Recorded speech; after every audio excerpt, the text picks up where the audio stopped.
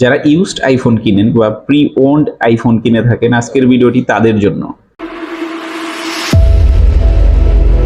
যারা pre owned আইফোনগুলো কিনেন তারা অনেক সময় দ্বিধাদ্বন্দ্বে থাকেন যে ফোনটি অরিজিনাল কিনা, কিংবা ফোনটি আসলে কোন দেশের, কিংবা আইফোন কেনার আগে কোন বিষয়গুলো একটু খেয়াল রাখলে ভালো হয়। আজকের ভিডিওটি শুধুমাত্র তাদের জন্যই।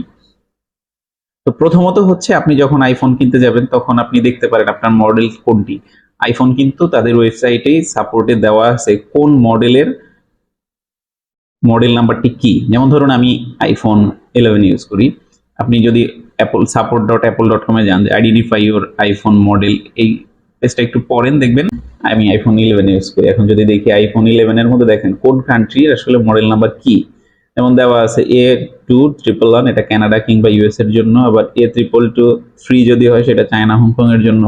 আবার A222 যদি হয় সেটা অন্যান্য কান্ট্রির জন্য। এই কান্ট্রিগুলো বাদ দিয়ে এখন আপনি আপনার ফোনের সেটিং এ চলে যাবেন। সেটিং এ গিয়ে জেনারেলে চলে যাবেন, সেখান থেকে অ্যাবাউটে যাবেন। অ্যাবাউটে গিয়ে দেখেন প্রথমে কিন্তু মডেল নাম্বারটি এরকম দেখাবে, জাস্ট প্রেস করবেন, দেখতে পারবেন আপনি, তখন ভেসে উঠবে এটা আসলে মডেল নাম্বার কি। যেমন আমাদের লেখা আছে A222।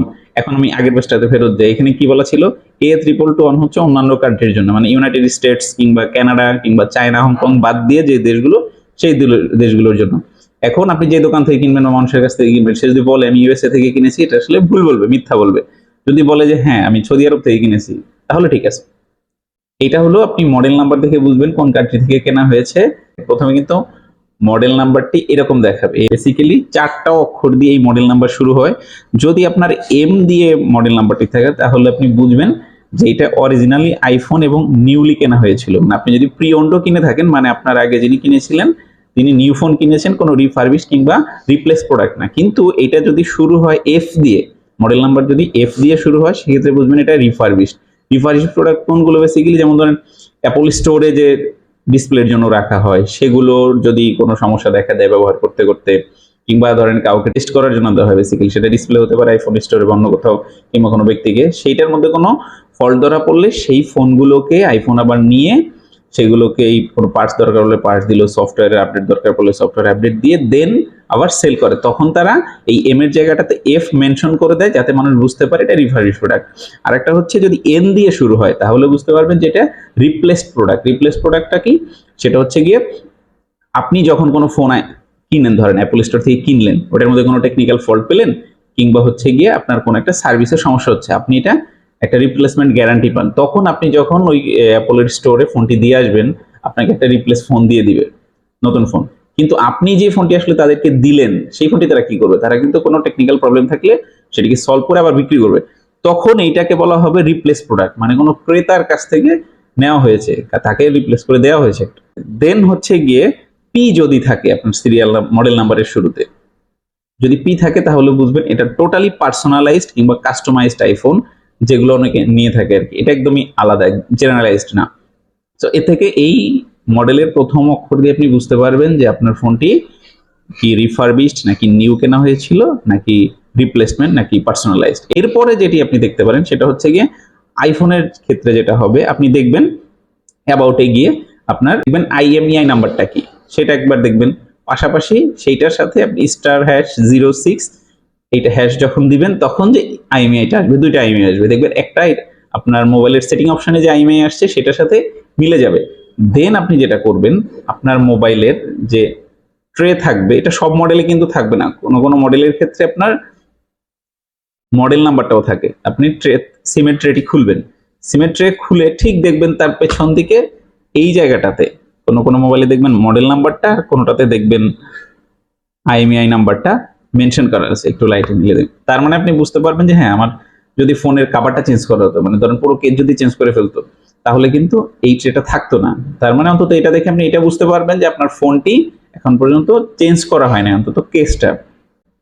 দেন যেটা দেখবেন, আপনি অ্যাপ স্টোরে চলে যাবেন। অ্যাপ স্টোরে গিয়ে আপনি লগ ইন করতে পারছেন কিনা আপনার অ্যাপল আইডি দিয়ে। যদি লগ ইন করতে পারেন এবং কোনো অ্যাপ ডাউনলোড করতে পারেন, দেখবেন, তাহলে বুঝতে পারবেন হ্যাঁ এটা অ্যাপল ডিভাইস, কারণ অ্যাপলে অন্য কোনো অপারেটিং সিস্টেম সাপোর্ট করে না। পাশাপাশি ধরেন আপনি যখন ফোনটি কিনবেন, আইএমইআই চেক করার অনেকগুলো সাইট আছে, সেখান থেকে একটু চেক করে দেখে নিতে পারবেন যে বেসিক্যালি আপনার কোনো ক্লেম আছে কিনা, বা কবে। আরেকটা জিনিস দেখে নিতে পারেন, আপনার ফোনের পারচেজ ডেট এবং আপনারটা কাভারেজের মধ্যে আছে কিনা সেটা জানার জন্য আপনাকে যেটা করতে হবে, সবার আগে যেতে হবে আপনার আইফোনের সেটিং অপশনে, সেখান থেকে জেনারেল চলে যাবেন, জেনারেল থেকে যাবেন অ্যাবাউটে। অ্যাবাউটে গেলে আপনি দেখতে পারবেন আপনার ফোনের সিরিয়াল নাম্বারটি কপি দিবেন। এখান থেকে বের হয়ে যাবেন, আপনি গুগলে চলে যান, যে কোনো ব্রাউজারে। আপনি যদি ইউআরএল না জানেন, মুখস্থ করার দরকার নেই, আপনি লিখবেন কাভারেজ,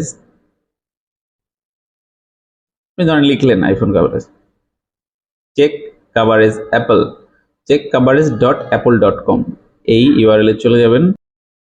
পেস্ট করে একটা ক্যাপচা থাকবে, সেই ক্যাপচাটি আপনি দিবেন। খুব কঠিন ক্যাপচা, আমি একটা নিউর জন্য রিকোয়েস্ট দেই।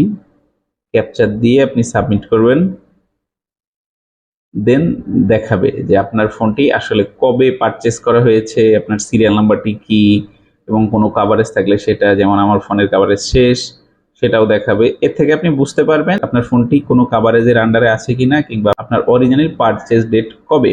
মোটামুটি এইগুলো যদি আপনি একটু চেক করে নেন, যে আপনার ফোনটি, আরেকটা জিনিস হচ্ছে আপনি ফোন কেনার সময় দেখবেন যে আপনার এই স্ক্রুগুলো কি অবস্থা, তারপর বাটনগুলো, আপনার যে এই বাটনটা কাজ করে কিনা, আপনার সাইলেন্ট বাটনটি অন অফ করলে সেটি কাজ করছে কিনা, ভলিউম বাটন কাজ করছে কিনা, পাওয়ার বাটনটি কাজ করছে কিনা, ছবি তুলে দেখবেন যে রেজুলেশনটা ঠিক আসে কিনা মোটামুটি, নাকি ক্যামেরা ঝাপসা আছে, কথা একটু সিম কার্ডটি ঢুকিয়ে কথা বলে নেবেন, আপনি আপনার সব সিম কথা বলতে পারছেন কিনা।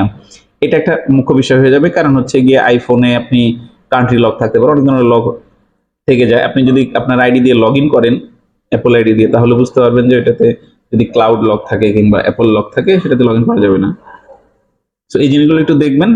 সো যারা ইউজড ফোন কিংবা হচ্ছে প্রি ওন ফোন কিনে থাকেন বা কিনবেন, তার এই জিনিসগুলো একটু দেখে নিতে পারেন, হয়তো আপনাদের কাজে লাগবে। ভালো থাকবেন সবাই, ধন্যবাদ।